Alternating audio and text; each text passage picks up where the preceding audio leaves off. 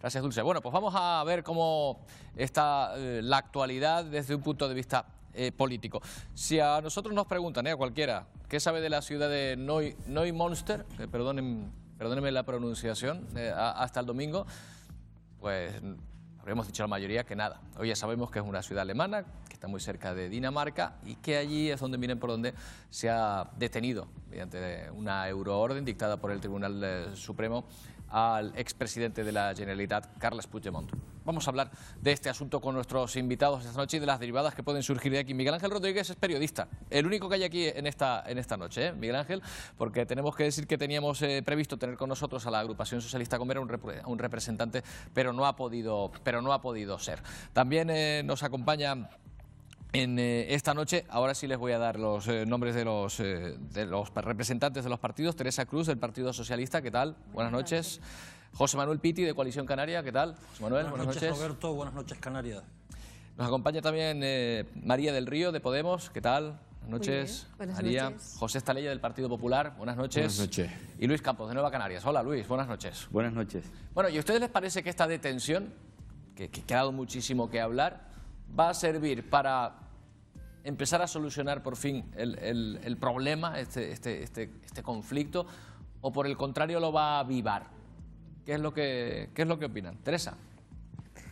Bueno, eso es pensar mucho. Yo lo que entiendo es que nadie está por encima de la ley. Hoy tenemos que ser más conscientes de eso, que nadie está por encima de la ley, que la política está dentro del marco constitucional y que evidentemente en un Estado social y democrático de derecho, cuando te saltas las normas, tienen una consecuencia, que es lo que le está pasando al expresidente de Cataluña. ¿Qué va a pasar? Pues que evidentemente va a ser juzgado y a tenerse a las consecuencias de haber infringido la ley. Por lo pronto se están avivando las protestas, por lo menos. Claro, yo creo que una de las contrapartidas de esta detención es que, por ejemplo, seguramente el bloque independentista en Cataluña se va a unir más, si cabe, porque hasta ahora teníamos a la CUP que iba un poco por libre, intentando forzar a Esquerra y a Junts per Catalunya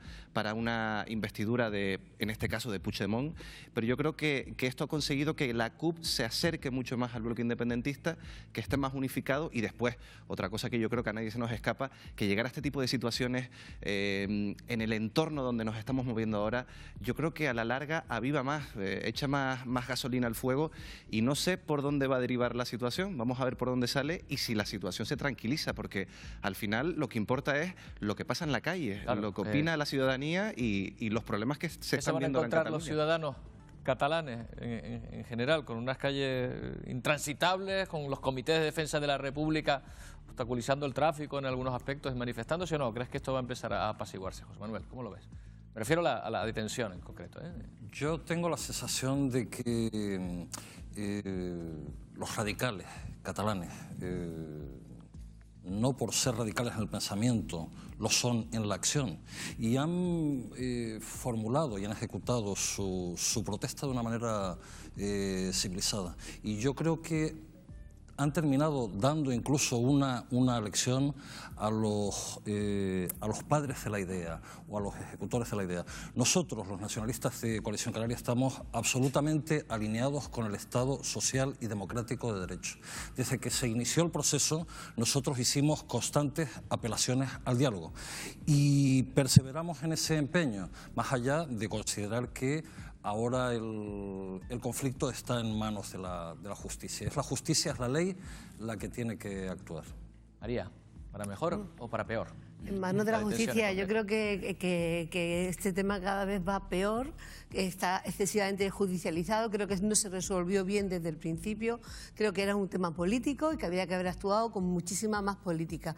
Creo que cada vez se están complicando más las cosas y a mí sí que me preocupa la reacción del pueblo catalán, de ese 48% independentista que, lejos de calmar las cosas, se están avivando de una manera, porque es verdad que si hasta ahora las manifestaciones habían sido relativamente pacíficas, a mí me preocupa, y ayer lo leíamos y lo escuchábamos, que haya gente más joven, más tal, que se exalte y que esto vaya peor. Yo creo que se ha hecho muy mal, que el tema catalán se ha gestionado muy mal, que teníamos un estatut que iba funcionando medianamente bien y que a partir de que esto se impugna hemos empezado a complicar y a judicializar, y después resulta que hay un montón de gente que sabemos que han robado y que... O sea, que tú el principio del problema lo pones en la impugnación del Partido Popular del Estatuto. Yo sí, ahí creo que, bueno, pues ya que tenemos a José aquí, le preguntamos por eso. No, nosotros, vamos a ver, desde luego la justicia está por encima de todos nosotros y también del presidente Puigdemont y del independentismo.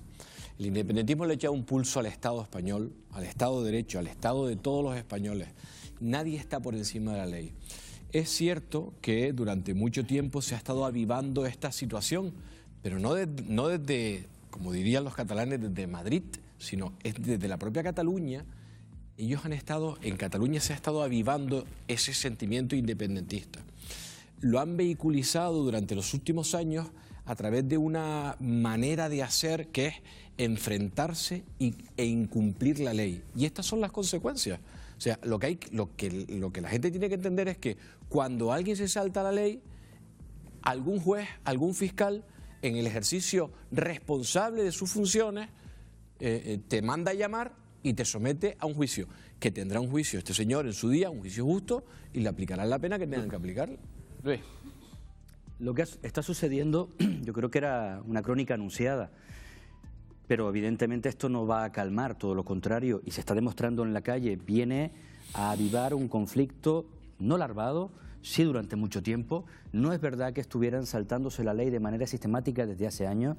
Este proceso se ha agudizado a la hora de saltarse la ley vigente en el último año aproximadamente, y tendríamos que pensar qué ha pasado desde quizás ese punto. A lo mejor tendríamos incluso que remontarnos con anterioridad, pero ese momento en el que el Partido Popular decide impugnar, a diferencia de otros estatutos con similares características, pero sí decidió tomar esa decisión con respecto a Cataluña. Pero quiero decir que este aspecto de saltarse la ley durante muchísimos años no sucedió en Cataluña, y había demandas en este sentido.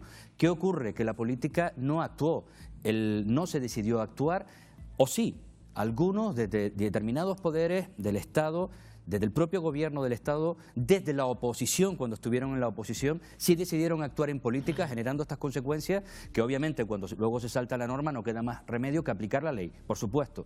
Pero este era un problema político, tendría que haberse solucionado en ese ámbito, y no solo no se hizo, sino que algunos lo alimentaron también desde el bando español. O sea, espera, tenemos más temas y no quiero que se pierda. Si son 10 segundos rápidamente. 10 segundos. Pero 10. No es el Partido Popular, es el Tribunal Constitucional el que anula el estatuto. A requerimiento del Partido Popular, que es quien presenta este tema, obviamente. En su derecho. Claro. Bien, actitudes machistas. Miren, tenemos unos datos que la verdad es que resultan desasosegantes sobre el aumento de delitos sexuales contra las mujeres, pero también observamos algunas actitudes machistas que aún permanecen. Desde, por ejemplo, la actitud del empleado, del dueño de un bar en La Laguna por presunto acoso sexual. Esto es en La Laguna, en Tenerife, y por cierto, esta persona ha sido detenida precisamente en el día de hoy. O las graves acusaciones que realiza un grupo de alumnas sobre presuntos acosos, tanto en una como en otra, sobre todo en la Universidad de La Laguna, ha sido noticia estos días, pero también en la Universidad de Las Palmas de Gran Canaria. Vamos a hablar de actitudes machistas. El Ministerio del Interior ha hecho público su último balance sobre la criminalidad. Un informe en el que se registra un incremento de las agresiones sexuales y de los delitos relacionados con la libertad sexual en Canarias durante 2017. Entre los últimos episodios relacionados con este tipo de comportamientos machistas, hemos conocido que la Policía Nacional investiga al propietario de un conocido bar de copas en La Laguna, Tenerife, tras la denuncia por acoso presentada por varias trabajadoras. Pues de momento son 7 chicas o así que van a denunciar, y obviamente hay más chicas. Somos en un grupo que tenemos somos por lo menos 16 o así, y hay más gente que está pendiente. Conductas que no solo se aprecian en el ámbito laboral. Las universidades canarias también se han visto involucradas en presuntos casos de acoso por parte de algunos profesores hacia las alumnas. En la Universidad de Las Palmas de Gran Canaria se investiga un profesor que supuestamente obligaba a las estudiantes a mostrarle el contenido de su bolso para después realizar comentarios machistas. Mientras que en la de La Laguna ya son 5 las denuncias presentadas por las estudiantes. lo que provocó una movilización estudiantil que se inició en el marco del Día Internacional de la Mujer Trabajadora. Compañeras, unidas somos invencibles y no vamos a permitir el acoso sexual y sexista de parte del profesorado para las alumnas. Machismo que no solo se manifiesta con agresiones. Estas viñetas, colgadas en el tablón de anuncios del Ayuntamiento de Telde en Gran Canaria, provocaron el enfrentamiento entre la psicóloga del área de igualdad y el jefe de personal. Desde el consistorio se rechaza este tipo de actitudes. Se ha mandado una circular a todos los departamentos municipales recordando de la improcedencia y la ilegalidad incluso de que haya viñetas no solo de contenido machista, sino de cualquier contenido ofensivo. Ante estos casos, los expertos alertan de la normalización de estas actitudes. Todavía esos micromachismos a través de canciones, de letras, viñetas, chistes, forman parte del patriarcado. Esta noche analizamos el incremento de este tipo de conductas en nuestra sociedad. ¿Estamos ante el fin de la normalización de estas conductas? ¿Las mujeres han perdido el miedo a denunciar estos casos? Y en el caso en que ocupamos espacios públicos que vemos que ocurren este tipo de comportamientos, ¿qué pasa? ¿Que falta vigilancia, falta concienciación? Pese a todo lo que se ha dicho, todavía estamos arrastrando cosas que poco a poco van a ir desapareciendo. ¿Cómo lo ven? Yo creo que tenemos un problema y habría que mirárselo. Lo hemos comentado en muchas ocasiones. Hay que mirar cómo vienen las nuevas generaciones y la verdad es que los informes que especifican y estudian los comportamientos que se dan en los adolescentes canarios, pues dejan muy mal lugar, yo creo, todo lo que estamos haciendo, porque se están reproduciendo actitudes que en un principio parecían que hemos ido superando, pero al revés, se están reproduciendo actitudes machistas y de control en el ámbito de secundaria, por ejemplo, de adolescentes en las islas, que nos hacen mirar a 20, 30 años atrás en este país. También puede ser que no aumenten los casos exponencialmente, sino que lo hagan las denuncias, lo cual a lo mejor no sería mala noticia, pero vamos a esperar un momento antes de introducir esta cuestión, justo después de la publicidad.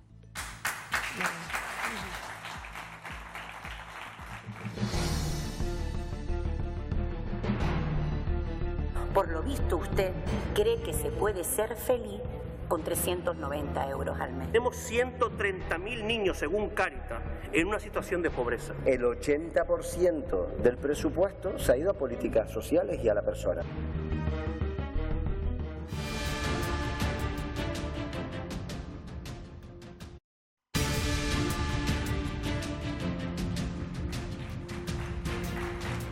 Estamos hablando de actitudes machistas por algunos casos que habían surgido, que son noticia, como hemos podido ver, en las universidades canarias, en el ayuntamiento de Telde en concreto, la detención del dueño de un bar por acoso sexual directamente. ¿Qué está pasando? ¿Se está denunciando más? ¿Se está perdiendo el miedo a denunciar? ¿O está habiendo más casos? María. Está pasando de todo. Está habiendo muchos más casos, pero es verdad que afortunadamente también se está denunciando más. Está pasando que no estamos cumpliendo con nuestras leyes y eso sí que nos preocupa porque tenemos una ley canaria de igualdad desde el 2010, tenemos una ley de 2017... Pues ¿no se implican las instituciones, los poderes públicos? No se está llevando. Tenemos perfectamente penalizado el acoso sexual, el acoso por causa de género, el de los bares, que esto no es nada reciente. La verdad que ha ocurrido toda la vida. Las mujeres han sido molestadas, acosadas, pero hasta hace muy poco no todo el mundo tiene conciencia de que, primero, tenemos unas leyes que nos protegen y un poco, y ya se ha visto en este 8 de marzo, como las mujeres y los hombres feministas y los hombres que defienden los derechos humanos, que por tanto son feministas, han salido a la calle a decir ya basta de discriminaciones, ya basta de desigualdades, ya basta de violencia machista, y la violencia machista que tiene que ver con los acosos sexuales, con esos profesores que se aprovechan de su alumna, con esos chistes graciosos que se cuelgan como en el Ayuntamiento de Telde, esas viñetas que no tienen ninguna gracia, que son sexistas y machistas. Hemos dicho, hasta aquí hemos llegado. Se llevaba consintiendo mucho tiempo, ya no se va a consentir. Pero fíjense que nos ha pasado en el propio Parlamento. Y lo quiero decir, desde 2010 tenemos una ley de igualdad. Estábamos renovando los cargos orgánicos del Consejo Consultivo de la Audiencia de Cuentas, del Diputado Común, que siempre han sido hombres, bueno, quitando la excepción de 2 mujeres en la Audiencia de Cuentas. 8 hombres en el Consejo Consultivo, siempre hombres. Se están incumpliendo nuestras leyes por arriba, y hablamos de techo de cristal, pero por abajo y en los acosos laborales también. Y es que... El machismo niega a la mujer, pero estamos ante un problema con profundas raíces culturales, educativas e histórica. En Coalición Canaria, el gobierno de Fernando Clavijo promueve las políticas de igualdad y además se preocupa de hacer una promoción de esos valores a las nuevas generaciones, donde encontramos una parte importante del problema o una posibilidad de reactivación del problema. Hay 5 millones de euros en el presupuesto para ejecutar esas políticas de igualdad y para combatir la violencia machista. No sé si la portavoz de Podemos en este debate, antes cuando se refería a los chistes y a las parodias, estaba hablando también de su compañero de Podemos en el Cabildo Insular de Lanzarote, que hizo una parodia muy desagradable inspirada en el paisaje de un repacto en el gobierno insular. Es un problema amplio, absolutamente amplio, que nos debe comprometer a todos, también a los cargos públicos y también a los cargos públicos de Podemos. Por supuesto, y por eso denunciamos, pero inmediatamente, cada vez que constatamos en nuestro partido que evidentemente forma parte de esta sociedad machista y patriarcal, y cuando nos encontramos con compañeros que tienen ese tipo de actuaciones, automáticamente se denuncian y van a la Comisión de Garantía. Es decir, no se justifica de ninguna manera. Y no es verdad que todos los partidos, y lo siento mucho decir, Coalición Canaria hasta ahora no ha sido ni muchísimo menos vanguardia a la hora de denunciar, ni siquiera de cumplir sus propias leyes, que es de un cinismo tremendo que digan que tengan que modificar la ley del 2010 para cambiar y para reconocer la igualdad de los cargos. María, has dicho una cosa que me ha parecido entender, que denuncias que en el ámbito político también hay todavía ejemplos de discriminación. ¿Ustedes están de acuerdo que en el ámbito político también, Teresa, se está produciendo? En mi grupo no es el caso, o sea, en mi grupo parlamentario hay más mujeres que hombres. Es evidente que nosotros sí respetamos la igualdad. De todas maneras, sí que coincido con María, los políticos y las políticas, o los hombres y las mujeres que estamos en política, tenemos una doble responsabilidad en la igualdad. En la no discriminación. No nos podemos quedar en buenas intenciones, en ir a una manifestación. Hay que estar vigilante, comprobar y controlar cuando estamos en las administraciones públicas para garantizar la igualdad. Y evidentemente invertir en educación no solo en el ámbito estrictamente en el sistema educativo, sino en educación donde se desarrollan los niños y las niñas, que es en el ámbito familiar y entre iguales, porque está claro que hay un brote. Una estadística reciente que ha trascendido y que se ha publicado con datos absolutamente rigurosos revela que la organización política que tiene más mujeres en cargos de responsabilidad es Coalición Canaria. Luis. Yo creo que tampoco haríamos un favor si trivializamos un problema tan serio, tan importante en una competición a ver quién tiene más mujeres o menos mujeres, siendo importante. Pero lo que es relevante es que probablemente si sumáramos el conjunto de las mujeres que participan en política, si nos centráramos en ese ámbito, hay menos mujeres que hombres, y eso es cierto. Pero ese no es un problema exclusivo de la política, es el reflejo de todas las trabas que siguen persistiendo a pesar de los enormes avances para que la mujer pueda desarrollar en plenitud cualquier tarea en el ámbito profesional y por supuesto también en el ámbito de la política. Normalmente cuando en una familia se tiene un niño, ¿quién es la que suele dar normalmente un paso a un lado? Si lo da el hombre, incluso está estigmatizado. Es un gandul, fíjate tú, es ella la que trae el dinero a la casa. Si lo trae ella, absolutamente todo el mundo entiende que es razonable y normal. Mientras estas ideas sigan persistiendo, mientras este modelo cultural, estas costumbres sigan socializándose, sigan persistiendo, difícilmente la mujer va a poder desarrollar en plenitud, con las capacidades que tiene, en cualquier tarea profesional y, por supuesto, en la política va a seguir teniendo dificultades para desempeñar esa labor. José. Todas estas actitudes son absolutamente reprobables y es verdad que existe una ley de igualdad. Yo creo, como dice la señora Cruz Oval, que debemos insistir en la educación de las generaciones próximas, ¿no?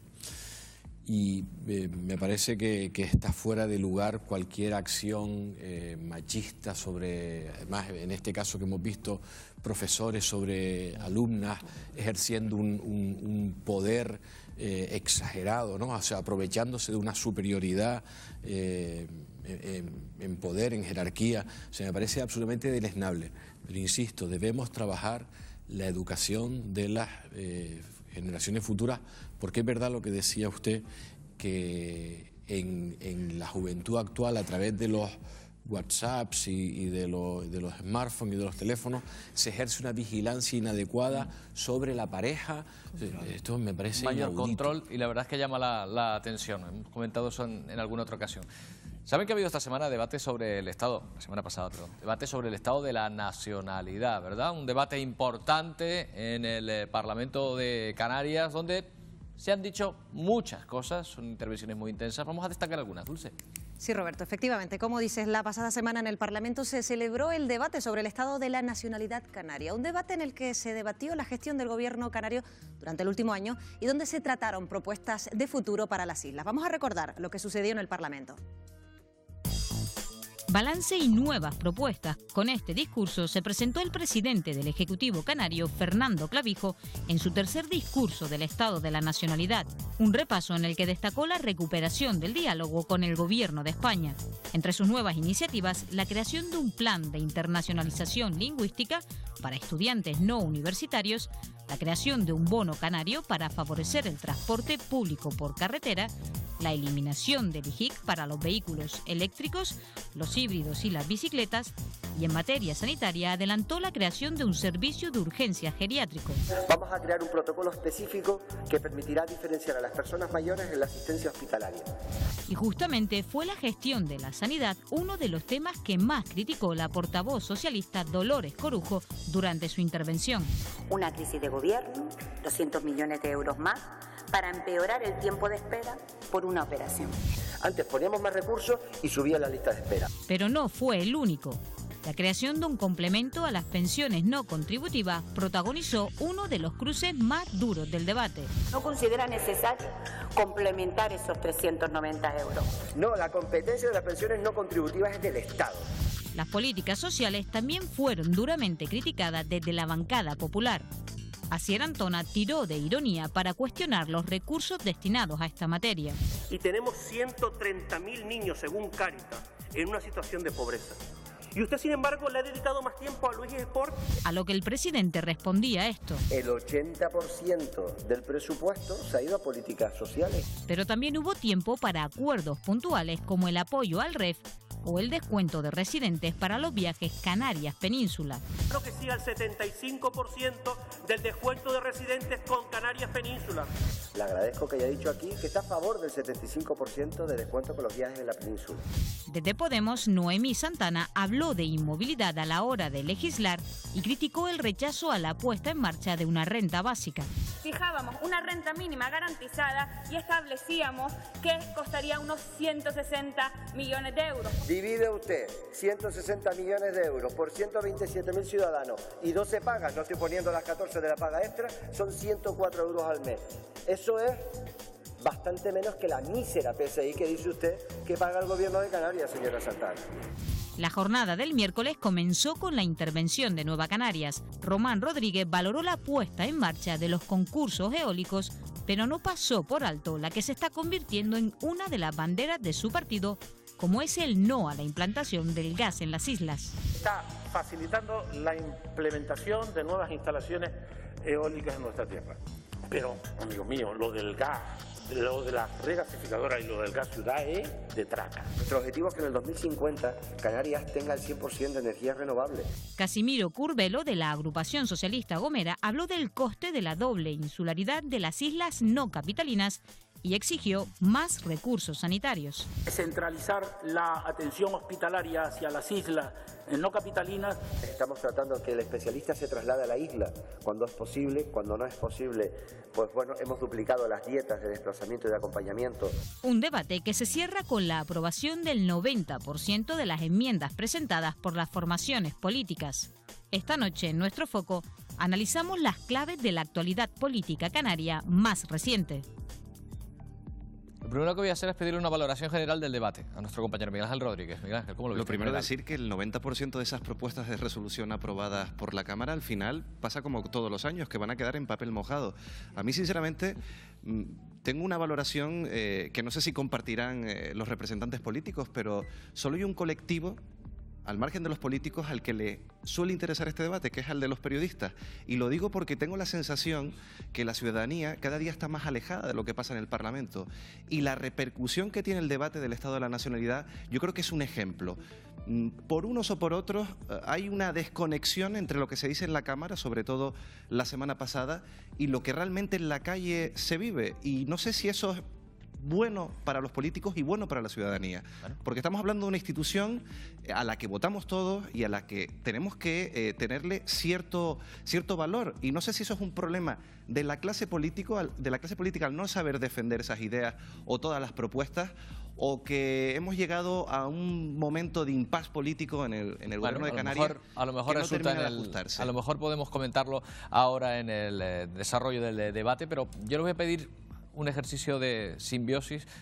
José Manuel Piti, como es periodista, pues le va a resultar más fácil reducir en titulares en 30 segundos qué les ha parecido el discurso del presidente del gobierno. ¿Cómo lo resumiría este discurso del debate del Estado de la Nacionalidad, ese resumen que se ha hecho? Teresa, 30 segundos, ¿eh? El presidente del gobierno ha reflejado una Canarias que no existe.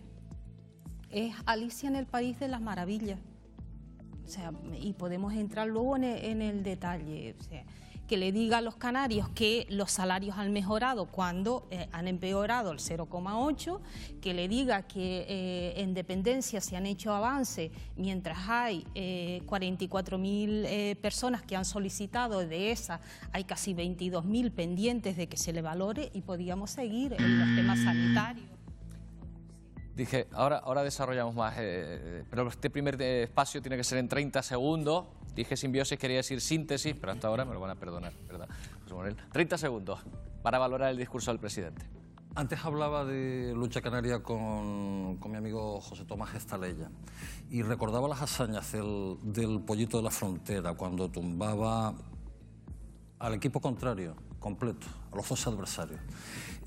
A mí Fernando Clavijo, el presidente Clavijo, me recordó al Pollito de la Frontera.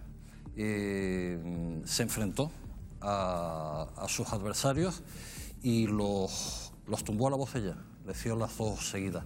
En un diálogo absolutamente imposible, porque él hablaba al castellano. María, ¿cómo lo valoras tú? Me pareció absolutamente decepcionante. Yo creo que no se lo creía ni él, y no me extraña la decepción que comparto con el compañero periodista, porque la gente está muy decepcionada de tantas mentiras, tanta repetición de promesas falsas que después no se cumplen. Y claro que se puede aprobar el 90% de las resoluciones, si es que da igual, para no cumplirlas lo mismo da que se aprueben el 90% que se aprueben el 50%. Muy decepcionante. Repetición de una jugada. Mi compañera secretaria decía, el día de la marmota, estamos volviendo a repetir casi el discurso de 2015, del 2016-2017. Atrapado en el tiempo, se ve que llamaba aquella película, que todos recordamos. José. Pues desde nuestro punto de vista, la verdad que el presidente dibujaba la Canarias que solo está en su cabeza. Hay múltiples datos que reflejan que no lo que él contaba no es la realidad. O sea, las listas de espera siguen siendo kilométricas, la dependencia está abandonada, la pobreza está creciendo, el empleo no termina de tirar todo lo que tira en el resto de España. Aquí, bueno, hay una cosa estructural, pero eso sí, lo que están disparados son los impuestos, la recaudación del... Ahora da tiempo a seguir comentando. Luis, 30 segundos, venga, en esta primera intervención. En primer lugar, creo que la mayoría vivimos una luchada diferente a la que parece que vivió el compañero Piti, absolutamente diferente.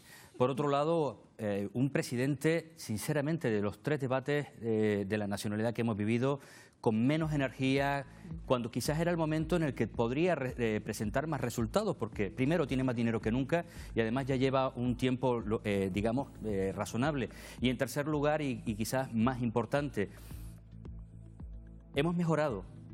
Si nos comparamos solo con nosotros mismos, si nos comparamos con el resto de España, peor que nunca.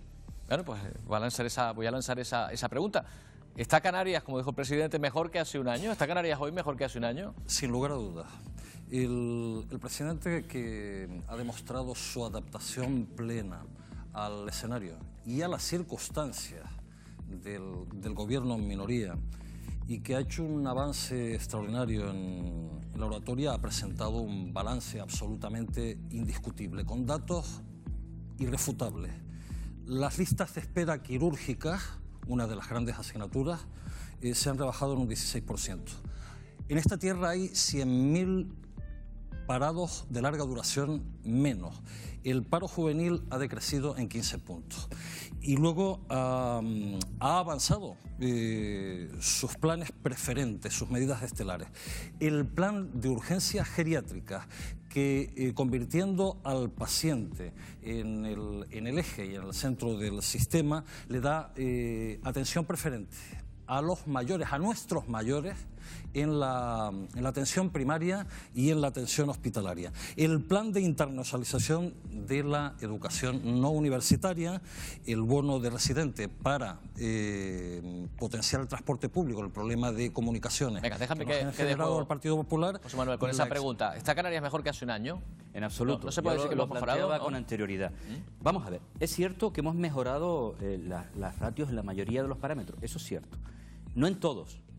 Los que vienen en las autopistas y en las caravanas de Tenerife, por ejemplo, podrán preguntarse si estamos mejor que hace unos años. En eso hemos empeorado bastante. El problema es cuando te comparas con el resto, porque es verdad que hemos bajado el número de desempleados, pero sabe que estamos por debajo. Ha sido la tercera comunidad que menos ha descendido en el empleo. Ha presentado un plan de urgencias geriátricas, cuando no ha presentado el Parlamento el plan de urgencias para el conjunto de la población, donde tendría que estar incluido este. Si hablamos de la dependencia, claro que han mejorado los datos, pero seguimos, y 2 días después de terminar el debate del Estado de la Nacionalidad aparece el informe del Observatorio de la Dependencia, donde Canarias sigue estando a la cola. Si hablamos de políticas sociales, lo mismo. Si hablamos en materia educativa, lo mismo. Es decir, es que cualquier parámetro que nosotros coloquemos, como por ejemplo el de la disminución de las listas de espera, que ha disminuido un porcentaje, pero resulta que estamos el doble de lo que se espera en la media de España, o 4 veces o 5 veces más si nos comparamos con Madrid o con el País Vasco. Interesante. A ver, el presidente hizo un ejercicio de utilizar las comparaciones en Canarias según le venía bien. Y comparaba con el 2015, no con otras comunidades autónomas. Evidentemente, en relación al 2015, en la mayor parte de los parámetros, como dice Luis, hemos mejorado.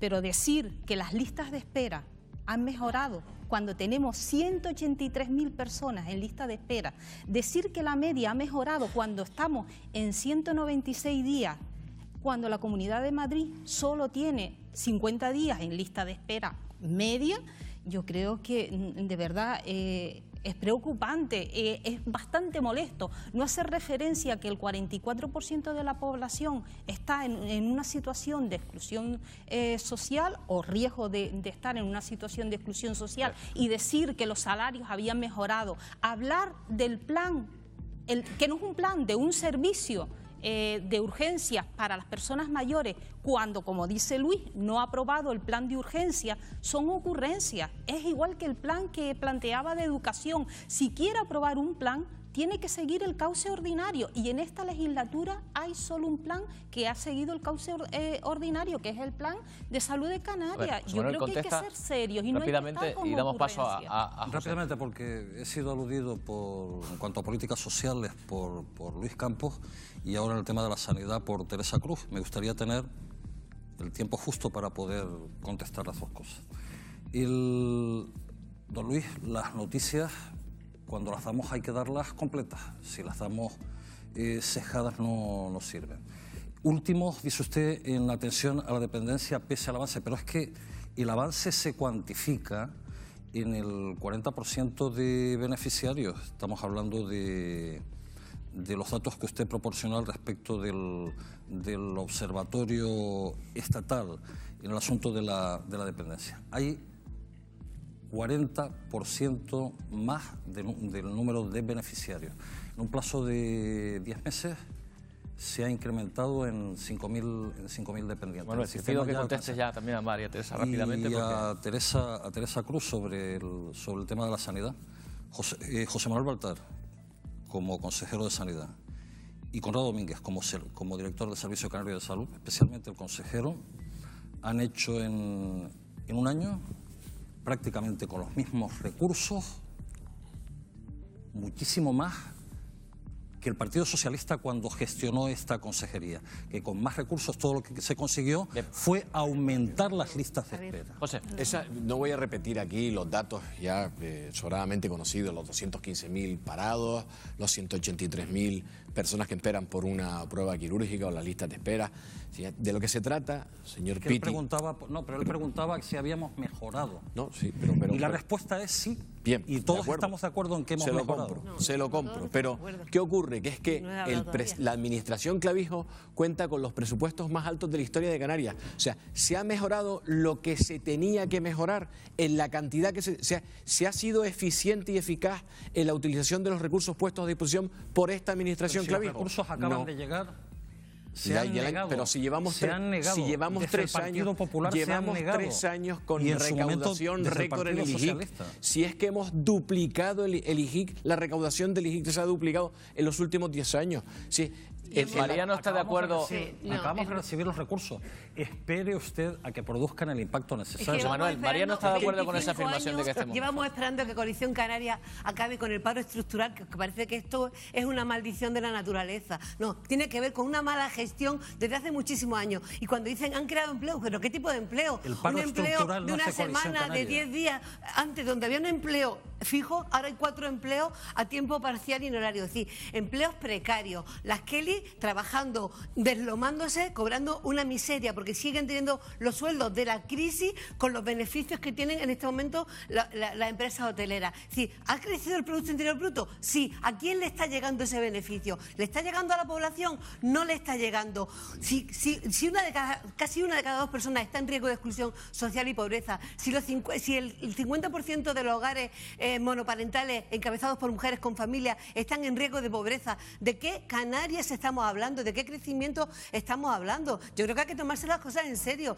Hay algunos, muy pocos, que efectivamente están viendo un gran beneficio. El resto de la mayoría está en una situación muy lamentable y tiene que ver con una mala gestión. Hay más dinero este año. Bueno, si no lo gestionamos bien, difícilmente conseguiremos hacer más justicia social, que es lo que queremos para todo el mundo. ¿Se podría haber gestionado mejor? Manuel, ¿se podría haber gestionado mejor? Es lo que te está diciendo José, y creo que María también. Las perras acaban de llegar y necesitamos un tiempo para El año pasado hubo un crédito extraordinario. Necesitamos un tiempo. El año pasado hubo un crédito extraordinario, José Manuel. No, pero no el año pasado. Vamos a ver. Es que ese es el problema de Coalición Canaria en esta legislatura, en otras más también, pero en esta. Y tomo un poco lo que él planteaba. Es verdad que quizás la gente llega a un momento que desconecta, pero ¿sabes por qué llega un momento que se desconecta del debate del Estado de la nacionalidad? Porque da la sensación de que hablamos lo mismo, pero no porque no seamos creativos e imaginativos, sino porque los problemas siguen siendo los mismos de hace 2 años, de hace 5, de hace 10. Difícilmente podemos hablar de cosas distintas. Pero es que hace 3 años llegaron 160 millones de euros del extinto ICTE y se dedicó al FEDECAN, a un proyecto para hacer farolas, aceras y poco más, cuando podrían haberse dedicado a la sanidad, a las políticas sociales y a la educación. Y ustedes decidieron que no. Y el año pasado entraron otros 160 millones, y a 1 de enero otros 160, y a mediados del año pasado se inyectaron más de 300 millones de euros desde mediados del año pasado. Y no es razonable y no es justo, y lo sabes, Pitti, que digas que Morera gestionó más recursos que el actual consejero de Sanidad, porque no es verdad. A Baltar se le inyectaron más de 200 millones de euros que el presidente negó al anterior consejero de Sanidad. Se los negó. Y la realidad es que poco después las listas de espera se han incrementado. Esa es la realidad. Y el número de personas en listas de espera se han duplicado. A lo mejor no estaban bien contabilizadas antes, pero estamos viviendo un problema enorme. Y sí que ha habido recursos, no de 1 de enero hasta ahora, que obviamente no vamos a pedir resultados inmediatos, pero es que a 1 de enero de 2016, cuando llegaron 160 millones de euros, ya había problemas de sanidad, ya éramos los últimos en dependencia, ya éramos los que más paro teníamos, ya teníamos un problema gravísimo con la educación y se decidió dedicar a lo que se Luis, dedicó. Discúlpame, como hoy está José Manuel contra todos y no nos queda mucho tiempo, rápidamente para cerrar. Sobre el FEDECAN, nosotros, los nacionalistas de Coalición Canaria, hacemos un equilibrio permanente entre el territorio y la población, entre las islas y la nación. Creemos en 8 Canarias iguales y esos eran recursos apropiados para hacer justicia con las islas menos pobladas o medianamente pobladas. Si le estamos pidiendo más recursos Concluyendo, José Manuel, por favor. a Madrid, nos sentimos agraviados. Nosotros no podemos cometer el mismo error porque aquí no hay canarios de primera. En el de segunda Hierro hay división. gente en listas de espera en Aspiramos- dependencia, en La Gomera había Luis, yo gente te- en yo listas te de he espera oído- en sanidad, Señores, y en Lanzarote había gente en paro. Señores, les Eso hablaba es de la justicia película... social. yo te he oído- Discúlpeme, les hablaba de la película Dulce. Me van a disculpar, muchas gracias. Atrapados en el tiempo. atrapados en el Y atrapados en el tiempo estamos nosotros porque nos tenemos...